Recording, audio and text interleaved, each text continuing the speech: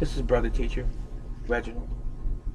Good morning, good afternoon, good evening, wherever you may find yourself today.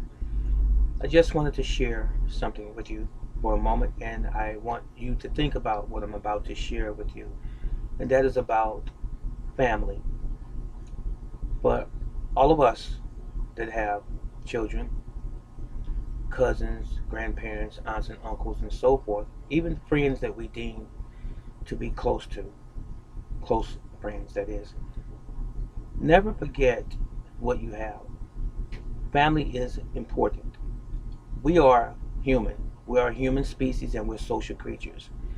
We need someone as we go through this journey called life. We do. If you think that you're going to be okay just being alone in this world of almost 8 billion people, you're sadly mistaken. You can navigate, you can work, you can achieve wealth, you can go through hardships and changes and trials and so forth.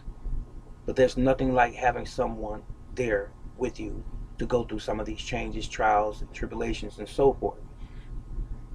Remember, if you have been, for whatever reason, uh, detached from your family over issues, disagreements that you've had in time past, remember how short life is. None of us, and I mean not one of us, know what tomorrow is going to hold. We could be gone today or tomorrow and forgotten about. We can't. Give people their flowers while they yet live, as the old expression goes. And I brought this up because there was a thought in my mind, and I've been thinking for a while. My first wife passed away some years ago, and I buried her. And it was devastating to my children. And as these holidays come around, some of them express, you know, the sadness from remembering their mother not being there. And I've encouraged and consoled them along the way. But my children's lives go on. They have children. They work and they do whatever they do. And oftentimes they don't see me as often as I would desire. Of course, I work and I have my business and so forth. But I had to remind my children just a day ago that they have a father, regardless of and despite what has occurred in all of our lives, regardless of the changes that we've gone through, and us picking up the pieces, so to speak, and moving on. But sometimes we move on and we forget others. I love my children dearly and they love me dearly as well. But sometimes we get uh, sidetracked.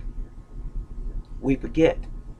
And we don't keep in our conscious mind every day how short life is again. And I want you to think about this, how short life is. People are leaving here. Understand what I'm saying? And it is of the utmost importance that we stick together, especially during this pandemic issue and a new president coming in, possibly. And just stick together. I wanted to read you something that my son sent me um, after I sent out a message to him and his other siblings to remember me.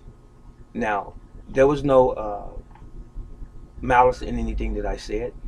It was just a kindly uh, reminder that regardless of what we all go through, we are still family. I'd like to see you more. I'd like to hear from you more. Not that I don't, but I'd like to hear from you more. And you should feel the same, those of you that are listening to me. And I want to share this with you. It's a personal email or message, if you will. This is what my son said to me. He said, "Good morning, Father. He said, yes, we've been through a lot over these past few years and a lot of changes and challenges on everyone's end.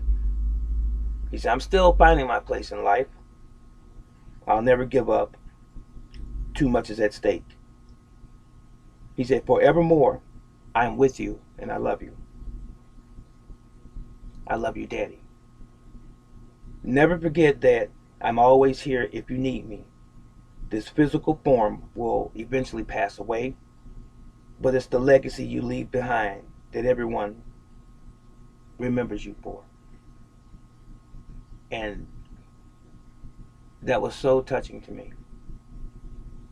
The legacy that you leave behind. I can't speak for anyone else, but I know what I have done in my life. I know my accomplishments, military-wise, and been a martial arts system founder, grandmaster, almost 50 years in the martial arts now, an entrepreneur, having my own businesses, and so forth. To hear my son say that in a message to me, the legacy that you leave behind. I just want to ask you this, and it's rhetorical. What's the legacy that you are leaving behind for your family? What's the legacy that you're leaving behind for the world that they can take a page from your book and share with their own families? Think about it. This is Brother Teacher. Yahweh loves you, and I love you. So long.